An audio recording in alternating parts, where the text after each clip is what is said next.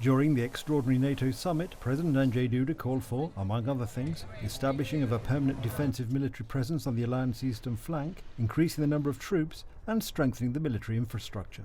The essential task is to stop the murder of civilians in Ukraine, to stop the destruction of homes, and to unblock Ukrainian cities. For me, as the president of a neighbouring country, and somehow threatened by Russian imperialism, the most important thing is and will be to increase the alliance presence on the eastern flank. I am glad that everyone raised this issue, and no one opposed it. The extraordinary NATO summit was attended by the President of the United States, Joe Biden. Even before the meeting, White House spokeswoman Jen Psaki said that among the issues to be discussed would be the Polish proposal for a peacekeeping mission to Ukraine, which was presented by Deputy Prime Minister Jarosław Kaczynski during his visit to Kiev. On Thursday, I am meeting with NATO, G7 and European Union allies in Brussels to discuss our response to Russia's unprovoked and unjust attack on Ukraine. We remain united in defence of democracy and with the Ukrainian people. The NATO summit was attended virtually by Ukrainian President Volodymyr Zelensky. He asked for 1% of NATO's aeroplanes.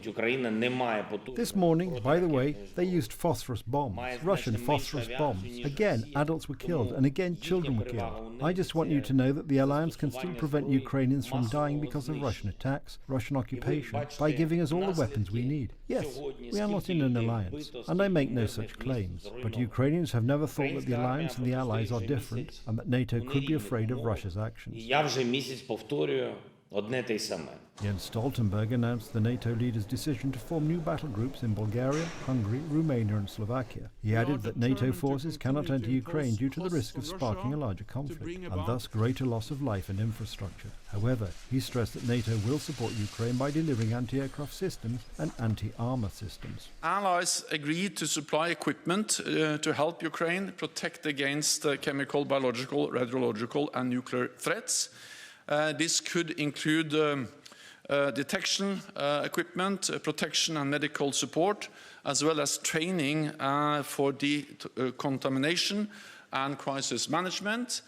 We are also enhancing allies' preparedness and readiness for chemical and biological and nuclear threats. Canadian Prime Minister Justin Trudeau reaffirmed that NATO is united in its condemnation of Russian President Vladimir Putin and committed to helping the people of Ukraine. Despite its name, NATO is not simply a geographic alliance. It's a group of countries who stand together because we believe in democracy, in the rule of law, in the defense of human rights, in the values that underpin all of our societies. That's why this illegal, brutal invasion of a friendly democracy in Ukraine by Vladimir Putin is absolutely unacceptable.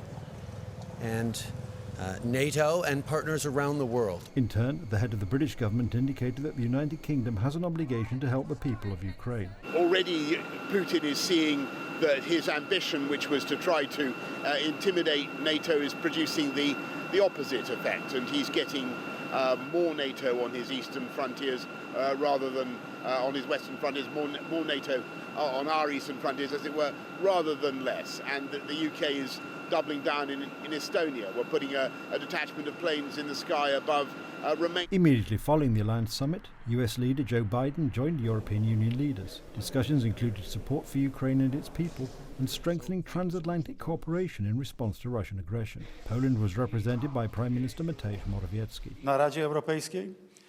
At the European Council, I will intervene very strongly on sanctions, the steps we should take against Russia and the steps we should take to help Ukraine. In addition to the extraordinary NATO and EU summits, a meeting of G7 countries was held in Brussels. The countries were united in stressing that Russia still faces serious consequences of the invasion and the introduction of additional sanctions. We would like to consider further sanctions against Russia, and we are ready to offer more aid in addition to the $100 million in humanitarian aid we have offered to Ukraine. US President Joe Biden will arrive in Poland tomorrow straight from Brussels. On Saturday, he will meet President Andrzej Duda, Prime Minister Mateusz Morawiecki and government officials, and Foreign Minister Zbigniew Rau and Minister of Defense Mariusz Błaszczak. During the visit, the US leader is expected to announce a new package of sanctions against Russia and discuss the long-term deployment of NATO troops.